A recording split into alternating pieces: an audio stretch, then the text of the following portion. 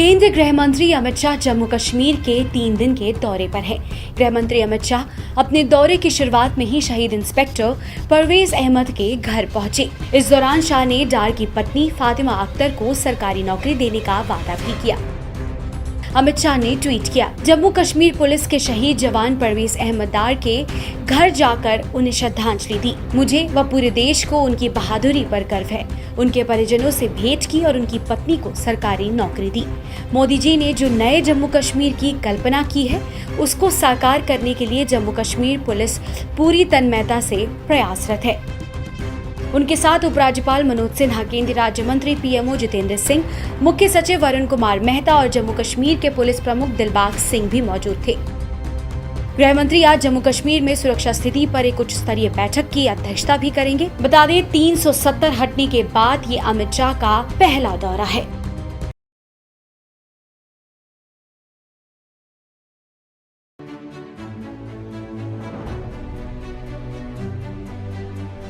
तृणमूल कांग्रेस गोवा चुनाव की तैयारियों में कोई कसर नहीं छोड़ रही है। गोवा के पूर्व मुख्यमंत्री और कांग्रेस के विधायक लुइजिन्हो फलेरियो तृणमूल कांग्रेस में कुछ ही दिन पहले शामिल हुए और इसके बाद से ही टीएमसी पूरी तरह से गोवा के चुनावी मैदान में उतरती दिखाई दे रही है।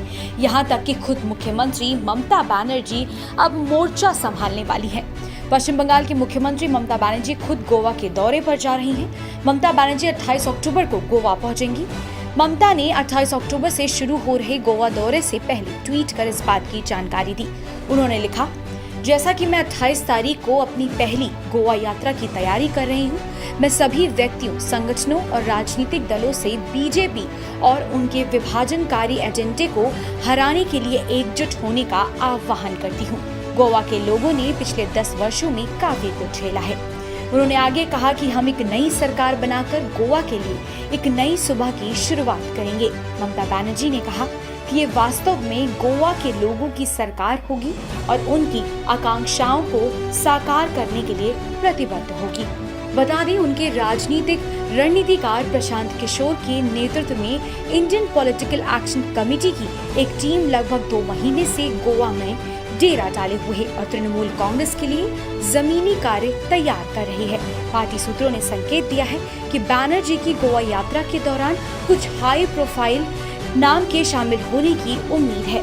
गौरतलब है कि ममता बनर्जी की पार्टी पहली बार गोवा के चुनावी रण में उतरने की तैयारी में है। ममता बनर्जी ने गोवा दौरे से पहले सभी राजनीतिक दल, व्यक्तियों और संगठनों से बीजेपी को हराने के लिए एकजुट होने की अपील की है।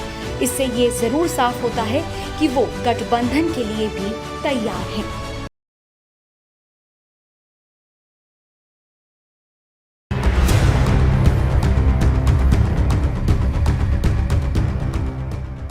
यूपी विधानसभा चुनाव की तैयारियों में जुटी कांग्रेस प्रदेश भर में शनिवार से प्रतिज्ञा यात्रा निकाल रही है। कांग्रेस महासचिव प्रियंका गांधी वाड्रा ने उत्तर प्रदेश के हर छोर में जाने वाली कांग्रेस की प्रतिज्ञा यात्रा को बाराबंकी से हरी झंडी दिखाते हुए पार्टी की 7 प्रतिज्ञाओं की घोषणा की। कांग्रेस की इन प्रतिज्ञाओं में किसानों को भी सम्मिलित किया गया है। प्रियंका ने यूपी में किसानों का कर्ज माफ करने का वादा किया है।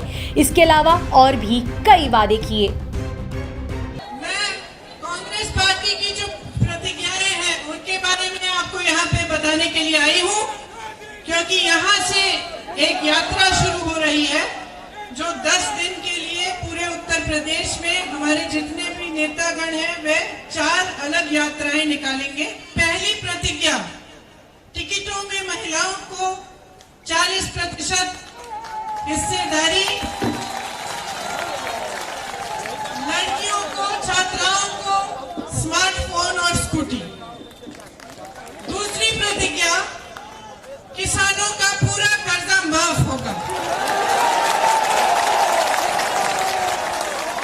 तीसरी प्रतिज्ञा, 2500 में गेहूं, धान, 400 पाएगा गन्ना किसान। चौथी प्रतिज्ञा,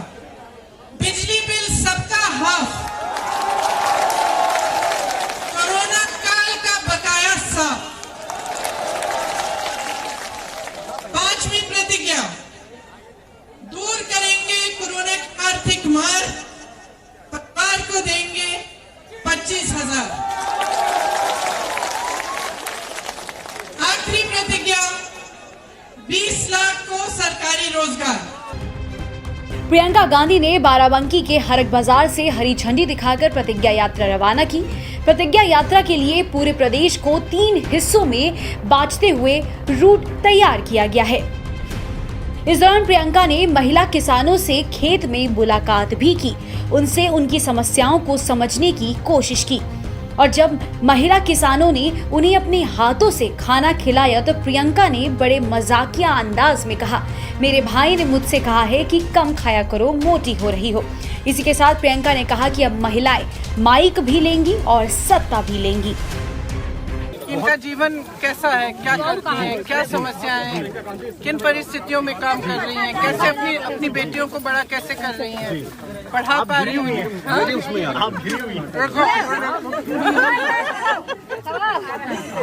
लगातार मेरे भाई ने कहा मोटी हो रही हो, कम खाओ।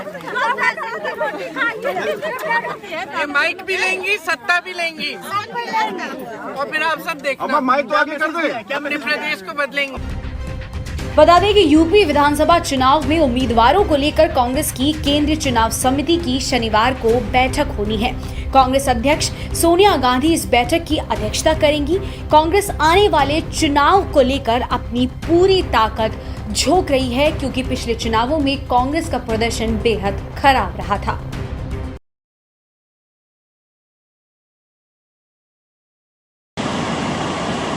Takata Matsubara Memorial Park for Tsunami Disaster is located in Rikuzena Takata city of Iwate Prefecture. A coffee shop cafe here sells soft ice cream which is very popular among the visitors. Muscat cider soft ice cream is a gelato ice with muscat flavor and tastes like soda. 道の駅開業にあたりまして、まず美味しいミルク味を提供することが、大きなテーマにありました。その目処が立ったので、陸前高田らしいオリジナルのソフトクリームを神田ぶどう園のマスカットサイダーを使用したソフトクリームで、地元の素材を生かして、味に独自性のある、それでいて美味しいものというところです。 Rikuzena Takata city faced disaster during the Great East Japan earthquake 10 years ago. A huge sea wall and a memorial park are built on the seaside when the city was reconstructed. The lone miracle pine is the only pine tree in this area that was not destroyed by the tsunami, and it has become a symbol of reconstruction. Muscat cider soft ice cream was developed with an aim to roll back the time and get the town filled with tourists. The ice cream has been developed in cooperation with Nisei, a soft ice cream maker company. Muscat cider ice is a gelato mixed with soda, not cream. The taste with muscat flavored soda has been developed by a local vineyard. This vineyard was also damaged by the tsunami, but it is still functional and produces original soda. Along with drinking soda, the local vineyard developed a sprinkling soda powder. The refreshing ice cream is very popular among the visitors.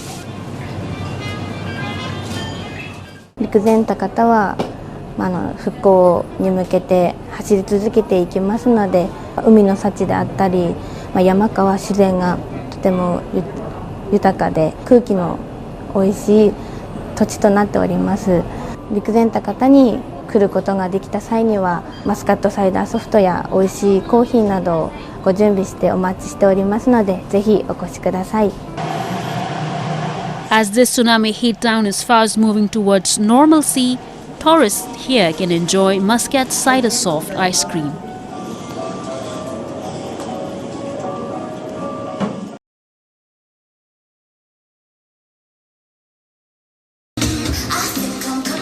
Japan's Yokohama is an exciting and lively city.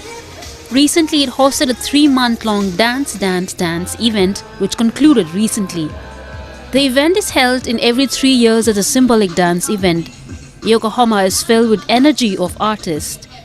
During the event, every day new participants gathered to show their amazing performances on the stage. They are beyond the borders of age, gender, nationality disabled, professional, and even amateur. Dance stages were set in various open areas such as Commerce Facility, Shopping Street, Station Square, and so on.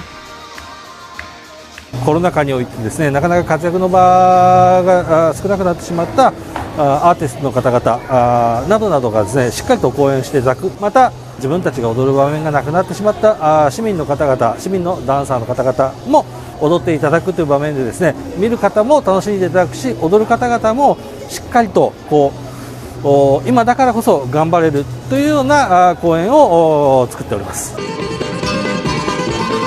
The program Yokohama Bayside Ballet performed classical ballet at night on a special outdoor stage. The classical ballet was enjoyed with the background of night view of Yokohama. Yokohama City concentrates to cultivate rich creativity and artistic ability of children.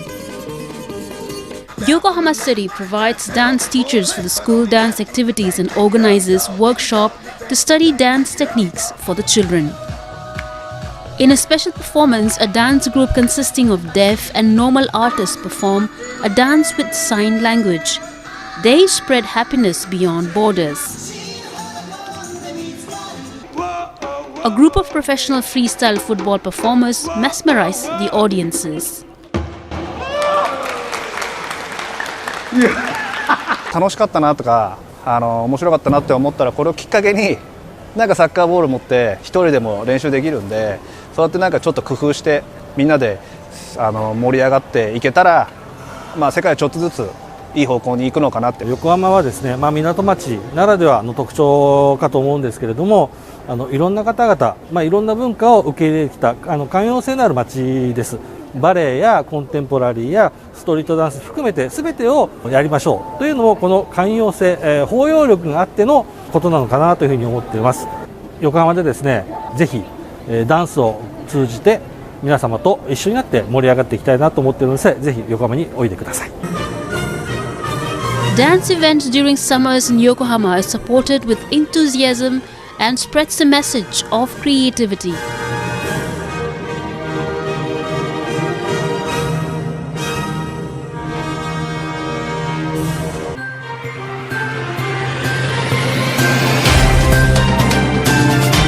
Subscribe now and press the bell icon.